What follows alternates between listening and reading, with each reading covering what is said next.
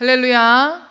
네, 오늘 이 밤에도 하나님을 만나기 위해서 이 자리에 나오신 여러분들 한 분 한 분들을 주님의 이름으로 사랑하고 축복합니다. 우리 옆에 계신 분들에게 한번 이렇게 선포합시다. 폭풍 같은 인생 속에서 주님을 만나는 은혜가 있기를 바랍니다. 시작. 폭풍 같은 인생 속에서 주님을 만나는 은혜가 있기를 바랍니다. 아멘. 선포하신 분들에게 하나님의 은혜가 있기를 축복합니다.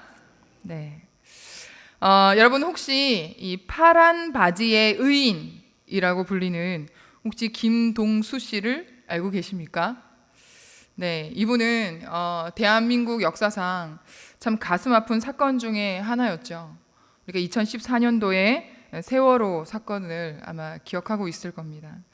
그 침몰의 순간에 이 김동수 씨는 자신의 몸에 소방 호스를 감고 이 가라앉는 배 안으로 뛰어 들어가서 20명의 생명을 살렸습니다. 그런데 더 마음을 좀 울렸던 것은요, 그분이 인터뷰에서 더 많은 생명을 살리지 못해서 마음이 아프다고 말했었던 그런 고백이었습니다. 반면에 그 배를 책임져야 했던 선장은요, 어땠었죠? 많은 사람이 그 어린 아이들이 죽어가는데도 자기 혼자 살겠다고 그 배를 책임져야 했던 선장은 자신 혼자 구명조끼를 입고 그 사람들을 다 버려두고 혼자 탈출했습니다. 참 그 사건 속에서 참 참담하고 참 경악함을 금치 못했었는데요. 네, 시간이 오랜 지난 10년이 더 지난 지금도 여전히 그때를 떠올리면 마음이 아프고 또 우린 지금도 그 세월호의 기억을 기리고 있죠. 여러분, 우리의 삶도 그런 것 같습니다. 인생에는 예고 없이 찾아오는 위기의 순간들이 있습니다. 그때 사람들은 자신의 진짜 모습이 나타난다고 하죠. 바로 두려움과 죽음 앞에서 이 사람들은 이기심, 혹은 자기 사랑, 혹은 자기 보호 또는 희생이라는 서로 다른 본색을 드러낸다고 합니다. 중요한 것은 위기가 사람을 바꾸는 게 아니라 그 위기 속에서 이미 그 안에 사람들의 본색이 드러난다는 사실이죠. 네, 오늘 본문에 나오는 예수님의 제자들도요, 바로 이 위기의 순간과 마주했습니다. 이 죽을 것 같은 두려움 앞에서 그들의 믿음이 어떤 모습인지 그대로 드러나는 사건입니다. 오늘 본문은 예수님께서 제자들과 함께 가버나움에서 이 데가볼리라는 지역으로 배를 타고 이동하던 중에 일어났던 사건입니다. 예수님은 많은 사람들에게 말씀을 전하신 뒤에 제자들에게 이렇게 말씀하셨습니다. 건너편으로 가자. 그런데 이 말씀이 선포된 시간은요, 바로 해가 뉘엿뉘엿 저물고 있을 때였습니다. 가버나움에서 데가볼리로 가는 길은 지역에 따라서 좀 다르지만 이 짧게는 30km, 그리고 멀게는 60km에 이를 수 있는 이 결코 짧지 않은 거리였습니다. 오늘날처럼 모터가 달린 배도 아니죠. 해는 저물고 바다는 밤이 되면 어떻게 변할지 모르는 상황입니다. 특히 이 어부 출신인 제자들은 바다를 너무나 잘 알고 있었기 때문에 그들은 더 불안할 수밖에 없었고 사실 썩 내키지 않았습니다. 하지만 그럼에도 불구하고 예수님의 말씀이 있으셨기 때문에 제자들은 배를 띄웠습니다. 그리고 그 가는 길에서 어떤 사건이 일어나죠? 오늘 말씀에 나오는 바로 폭풍을 만나는 사건이 일어납니다. 물결이 치고 배는 흔들리고 제자들의 마음에는 극심한 공포가 몰려왔습니다. 이것은 단순한 이 불안이 아니라 바로 죽음 앞에 선 공포의 상황이었죠. 그런데 이런 난리의 상황 속에서 예수님은 어디 계셨습니까? 바로 배의 저 뒤쪽에서 베개를 베고 주무시고 계셨습니다. 이런 난리난 이 상황에서 예수님께서는 일어나실 법도 한데 깨어나실 법도 한데 예수님께서는 제자들이 깨우러 오기 전까지는 계속 주무시고 계셨던 것입니다. 그 모습을 본 제자들은 분노와 짜증과 원망이 뒤섞인 말로 예수님을 깨우며 이렇게 외쳤습니다.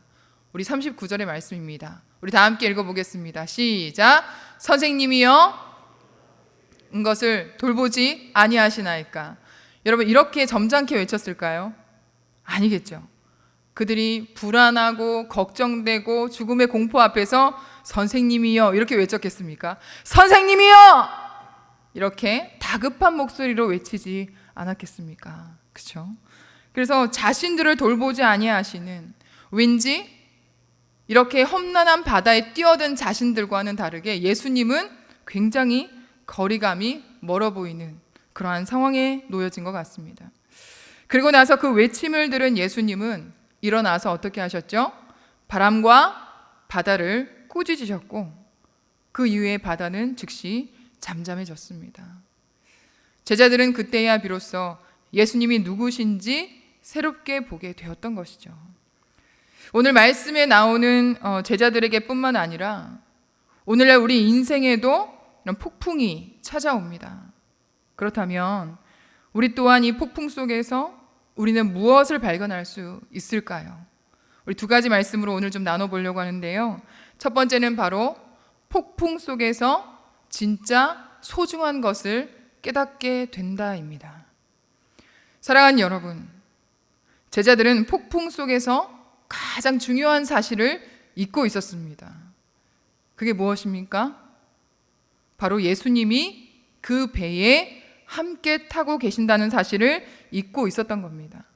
여러분 37절에 물결이 배에 부딪혀 들어와 물이 배에 가득하게 되었더라라고 말씀하고 있습니다.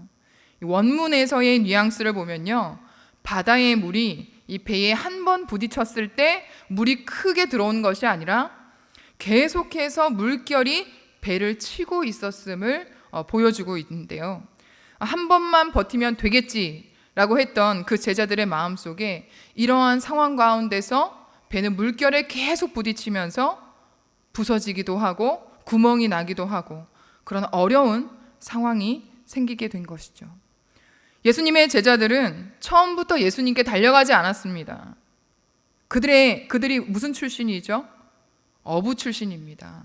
누구보다 바다를 제일 아는 그런 사람이라고 아마 자신들은 자부했을 겁니다. 여기는 우리 나와바리야. 여기 우리 영역이야. 그 누구도 몰라. 우리가 제일 잘 알지. 이런 확신이 그들에게 아마 있었던 것 같습니다. 자신들의 힘으로 해결할 수 있을 거라고 생각했던 것이죠. 그래서 그들이 끝까지 버텨보려고 했던 것입니다. 사랑하는 여러분, 우리도 그렇지 않습니까? 문제가 오면 우리도 먼저 무엇을 찾게 됩니까?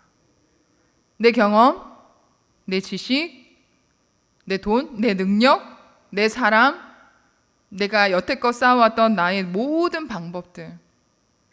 내 인생의 문제는 내가 가장 잘 알지. 그래서 하나님을 먼저 찾기보다 내가 먼저 해결하려고 애를 씁니다. 그러다가 어떻게 됩니까? 내가 타고 있는 배는 부서지고 물이 차오르고 더는 답이 없다고 느껴지는 그 순간에야말로 누구를 찾죠? 주여 하고 이렇게 부르짖는 경우가 참 많이 있는 것 같습니다. 그런데 여러분, 우리가 진짜 안전한 곳이 어디에 있습니까?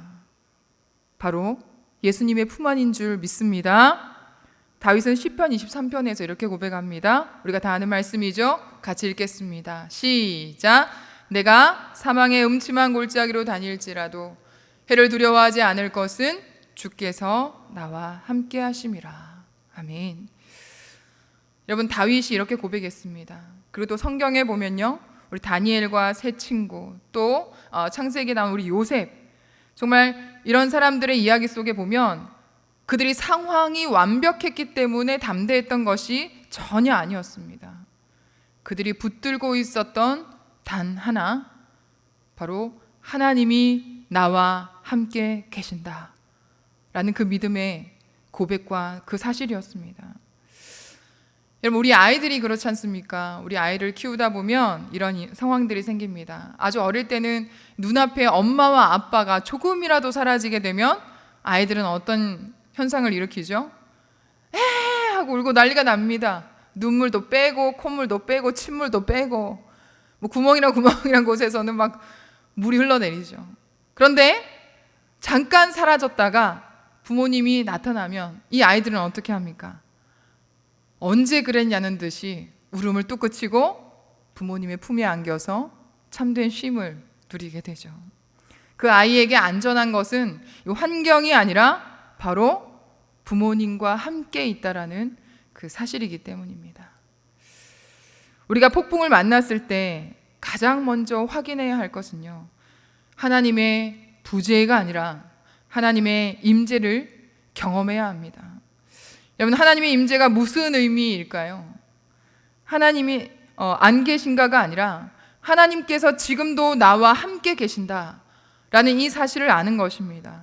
주변에 그 어떤 것도 보이지 않고 오직 예수님만 보이는 그 상태, 그 어떤 것도 부럽지 않고 그 어떤 것도 두렵지 않은 그 충만한 만족감, 먹지 않아도 배부른 그런 충분함. 여러분, 그것이 바로 하나님의 임재의 순간입니다. 우리가 폭풍 속에 있을 때에 더 강한 주님의 임재를 경험함으로 말미암아 하나님의 임재를 경험하는 저와 여러분들의 인생이 되기를 축복합니다. 그럼 폭풍 속에서 발견할 수 있는 두 번째는 무엇일까요? 바로 말씀의 능력을 경험하게 된다입니다. 여러분, 오늘 본문에서 누가 먼저 움직이자고 말씀하셨을까요? 제자들이 아니라 바로 예수님께서 먼저 말씀하셨습니다. 무슨 말씀이셨죠?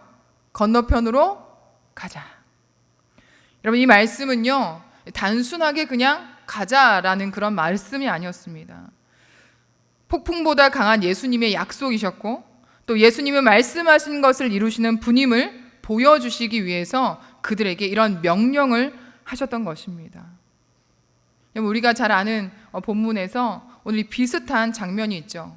베드로가 물 위를 걸을 때에 자기도 예수님께서 오시는 것을 보시고 뭐라고 말하죠? 저도 물 위를 걸을 수 있게 해주십시오. 그랬을 때에 예수님께서 뭐라고 하십니까? 네가 내게로 오라 라고 말씀을 하셨습니다. 그래서 그 말씀을 의지해서 베드로가 그 물 위에 예수님의 말씀을 붙잡고 갔을 때는 그가 물 위를 걸었지만 바람이 불고 광풍이 일면서 그가 예수님의 말씀을 놓치는 순간 그 두려움에 사로잡혀서 물에 빠지게 되었습니다. 여러분, 가나안 정탐꾼들도 마찬가지죠.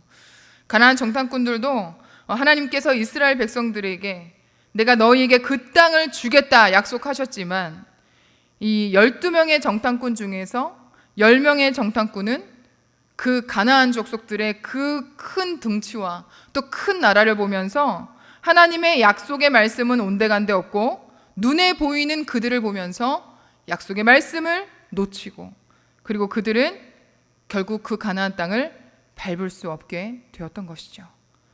하나님의 약속의 말씀을 붙들고 그들이 우리의 밥이다 라고 믿음의 눈을 바라보고 믿음의 눈을 가졌던 그 여호수아와 갈렙은 결국 가나안 땅을 밟게 되었습니다. 이 정탐꾼들의 차이가 무엇일까요? 바로 약속의 말씀을 붙들고 가느냐 아니면 그 말씀을 끝까지 붙들지 못하고 놓치느냐, 바로 그 차이였습니다. 여러분, 오늘 본문에서도요, 예수님은 무엇으로 폭풍을 잠잠케 하시죠?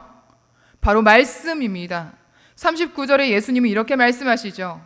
뭐라고 말씀하십니까? 잠잠하라, 고요하라, 이렇게 말씀하십니다. 그리고는 바다는 아주 잔잔해집니다. 그때 제자들은 말합니다. 그가 누구이기에 바람도 바다도 순종하는가?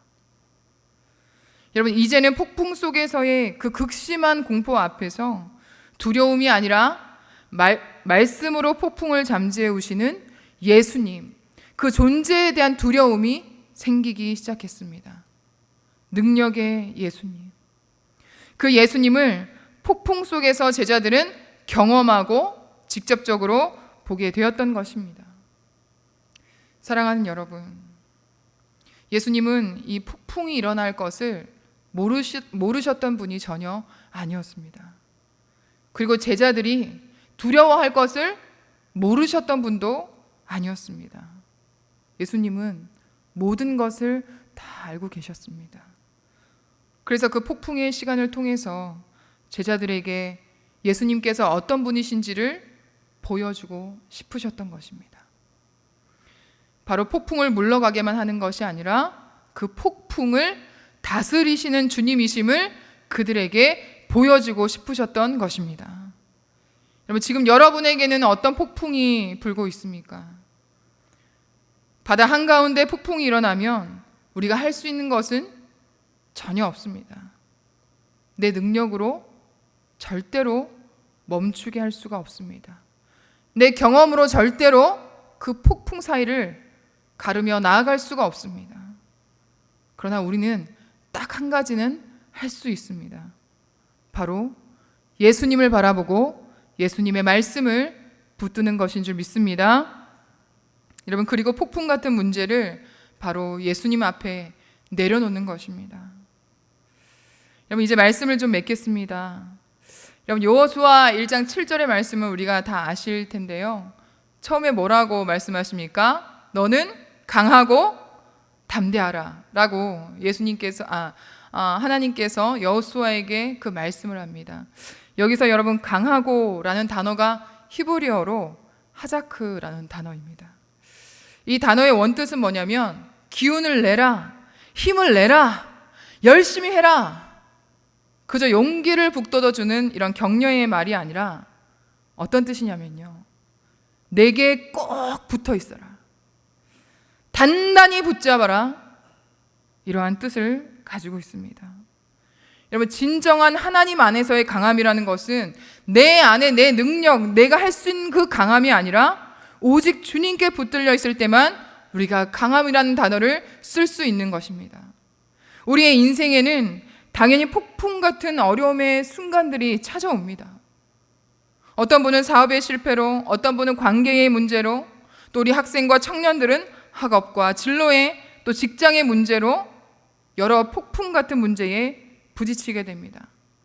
그런데 그 폭풍 같은 문제에 부딪혔을 때 그 폭풍 앞에서 우리가 가져야 될 자세는요, 도망가지 말고 피하지 말고 오직 주님만 붙들어야 되는 줄 믿습니다.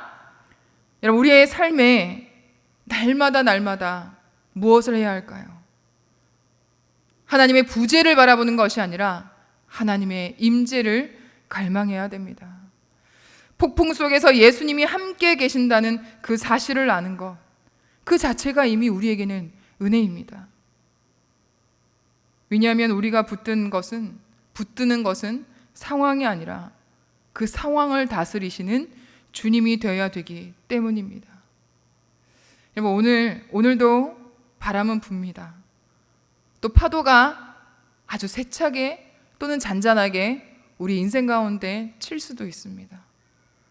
하지만 우리가 그 바람과 바다에 겁을 내거나 두려워하지 않을 수 있는 것은 우리가 탄 배에 예수님께서 함께 하시기 때문입니다. 그리고 그분은 지금도 말씀하십니다. 잠잠하라, 고요하라. 상황이 아니라 주님을 바라볼 때 우리의 마음에 먼저 고요가 임하는 것입니다. 그리고 마침내 우리의 삶에도 하나님의 위로와 평안과 기쁨이 흘러넘치게 될 줄로 믿습니다. 여러분, 예수님께서는 폭풍을 물러가게만 하시는 것이 아니라 폭풍을 다스리시는 그 주님이십니다. 그 강하신 주님을 단단히 붙들고 오늘 이 밤에도 하나님의 임재를 갈망하며 하나님을 만나며 하나님을 만남으로 모든 폭풍을 이겨내는 그 은혜를 경험하는 오늘 이 시간, 이 밤이 되기를 주님의 이름으로 축원합니다.